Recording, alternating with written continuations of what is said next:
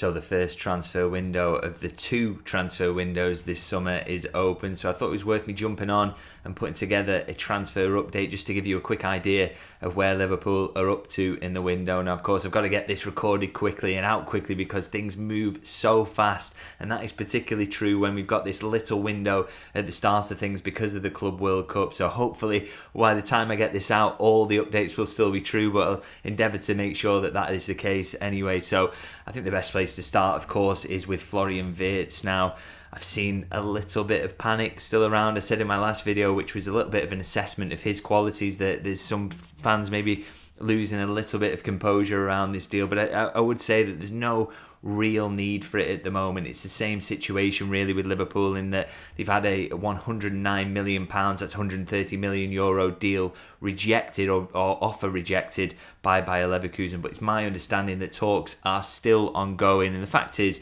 Liverpool haven't been put off by that bid being turned down by Bayer Leverkusen. They are still pushing to get this deal done, and they knew at the very off really that this was going to be a big deal. It was going to cost them a lot of money. They were going to have to absolutely smash their own transfer record, so they've gone into this with eyes wide open, and the idea of getting a €130 million bid rejected has not necessarily come as a shock to them. It's all about ironing out now those kind of finer details of the deal and what that would look like, because there are good relations there with Bayer Leverkusen. Both clubs been respectful in previous dealings with each other. They have, of course, dealt with each other around the Jeremy Frimpong deal as well. And as I say, Liverpool have come into this with their eyes wide open that Bayer Leverkusen are going to demand a pretty decent fee, and hopefully they, from their perspective, will want an awful lot of that up front as well, rather than just in add-ons. So it's all about, as I say, kind of ironing out those details and having a real look at what the final deal is going to look like. So these big deals do take a little bit of time, and it is still moving at a fairly fast pace as well, because it's only the back end of May that Wirtz gave his word to Liverpool that he wanted to join. So it is moving fairly quickly for a deal of this size, just obviously not quick enough for some people, and I'm sure everyone is anxious to get this done, including, of course, Liverpool's recruitment staff. But I think the main thing to remember here is that the player absolutely wants to join Liverpool. That is a key factor in all of this. He's turned down both Bayern Munich and Manchester City, and Liverpool is his preference. So, knowing that, he will be willing to wait an extra couple of days to get this deal right, and he doesn't have alternative options to move to. I've seen those rumours of Real Madrid coming in at the last, but don't really expect that. So be surprised if any kind of tricks came up the sleeve in terms of that, or any real late surprises. So they're not worried about that, concerned about that. The player wants to move to Liverpool. They're in negotiations with Bayer Leverkusen. There's a couple of bids in there that have been turned down. I think we're just edging towards that situation now where a deal is finally agreed. So it's just about waiting around to see that one get done. But of course, there is that mini deadline with the early June window closing on the 10th. So get the impression that Liverpool are keen to get it done before then. Bayer Leverkusen also keen to get it done before then, so they know what they're playing with in the window in terms of cash and getting in a replacement as well. They want to do that in the next window. And there is that little spanner in the works of the players being on internationals at the moment. But of course, we've seen in the past that federations are pretty open to, as long as it doesn't disrupt their preparations, to allowing a medical to be done, allowing interviews to be done and all that. So, it's still a belief there on the Liverpool side of things that this will get done before that first window closes. But just maybe got to show a little bit of patience over the next couple of days. But of course, these things do move very quickly, and all of a sudden, by the time I've recorded this video, a deal could be done. So we'll just keep an eye on that. But as I say, confidence from all parties that a deal will be agreed. So I'm going to move on. If they do get that deal done, and I think Liverpool will move on in a similar way, if Liverpool can get Wirtz wrapped up as soon as possible, then an expectation is that they are going to move on to negotiating a deal for Bournemouth defender Milos Kerkez. Now, we know that Bournemouth want £45 million to sell him. Again, not a surprise to Liverpool. This has been trailed for a long time, and that's not put them off in terms of their interest in him. So talks have gone on the players' side. Of course, some talks as well on club-to-club side we expected as well. So that's been going on in the background. Again, another key factor here is the player wants Liverpool, doesn't he? He's absolutely desperate to join. I mean, anybody who's looked at his activity on social media over the last few months will be fully aware of that fact. And again, that is really kind of key, isn't it, in terms of getting a deal done, is that if the player wants it, then half of the battle's been won, because you know there's not going to be other competition that you have to worry about. It does kind of drag the club down that he currently plays for in terms of negotiations, to know that the player only desires that move as well. So that's really handy for Liverpool. And I do think there's been a bit of a key indicator as well coming out in the last couple of hours that Liverpool are going to close in on Kerkez, which is that Ryan Aït-Nouri is closing in on a move to Manchester City. Now, he is a player Liverpool have looked at in the past and have liked.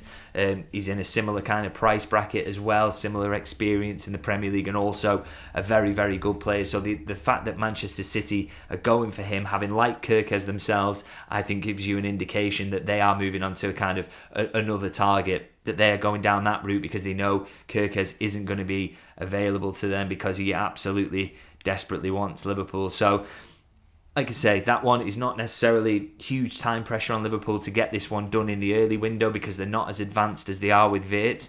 But if you can get Wirtz wrapped up, maybe we'll see some movement on that one before that June 10th window comes up. So you could be looking at a situation whereby Liverpool have got 3 signings in the door, but I don't want to get too far ahead of myself on that front. Now, couple of other things I want to cover in terms of outgoings. Of course, Caoimhin Kelleher, he's undergoing a medical today to complete an £18 million move to Brentford. I think a really good deal for everyone here, really. The top end of that deal is 18 million, so that's a good deal for Liverpool for a player who has 1 year remaining on his contract. The bottom end of it, minus the add-on, is 12 million, which again is a good deal for Brentford on the basis that they're getting a very experienced goalkeeper who will be coming towards his peak for a decent fee from their perspective. And it's a good deal for Caoimhin Kelleher as well, going to a very stable Premier League club that plays a good brand of football with a very smart manager and some good players there as well.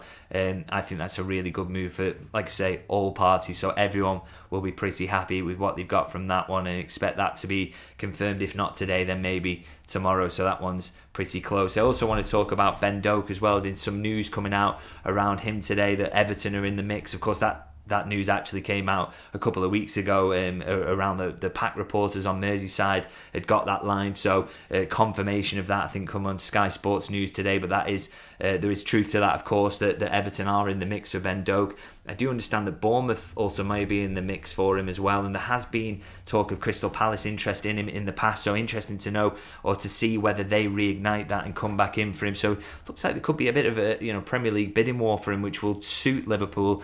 They demanded a fee of around 25 million last summer. Maybe they've come down a little bit on that, but I still think they'll want a high fee for such a talented young player who is wanted by Premier League sides. But I think it's fair to say the expectation is that he will depart on a permanent move this summer. There just isn't the space for him at Liverpool to maybe fulfil his potential. They've got a really stacked attack at the moment, but there is an acknowledgement he's talented and he could do really well in the Premier League. So, as I say, potential for a bidding war there. No real urgency over that one, again, in terms of getting that done in the first window, the first of the 2 windows. But it's an interesting story and one to keep an eye on as we move through the window, because I do expect that Liverpool will accept permanent bids for Ben Doak. So we'll see how that one plays out. Just finally, want to touch on Luis Diaz. Some more talk about him in terms of doubts over his future coming into this window. Of course, you may have seen the messages he posted on Instagram and his wife posted on Instagram, his girlfriend, which felt a little bit like goodbyes. We've said for a while, really, he is a massive candidate to go in this window. Not necessarily a case that Liverpool are kicking him out the door, but there are so many ingredients there for a move to come together. I mean, he's got just 2 years remaining on his contract. He's 28 years of age, and there's massive interest in him from a number of clubs. One of those is, of course, Barcelona, albeit some scepticism over whether they would be able to afford the fee, but also Al Nassr in Saudi are showing a real interest, so that makes it really interesting. And one thing I would say, and this is more my opinion than fact, but I would be very, very surprised if Liverpool were willing to offer him a new deal at the age of 28, to give him a pay rise, to extend him well into his 30s. I don't think that would be a very Liverpool move. So I think for that reason and the interest in him, there's a real strong possibility that he departs this window, and so that is one where it's not advanced. Nobody's come in. There's been no offers yet to Liverpool, but it's very much one to keep an eye on. And I think that one is kind of heating up a little bit when you read about the interest in him. So let's see how that one plays out. And of course, Liverpool would need to replace, wouldn't they? Because the expectation is that he will, if he does go, we expect Darwin Núñez to go, so there's big changes coming to that forward line. But let's keep an eye on that one because it is a little quieter at the moment, but that one could really ramp up in the coming weeks or so. So let's see how that plays out. So I'm going to wrap it up there anyway. Do let me know what you think of the latest updates. Are you panicking about Wirtz? If so, maybe don't do.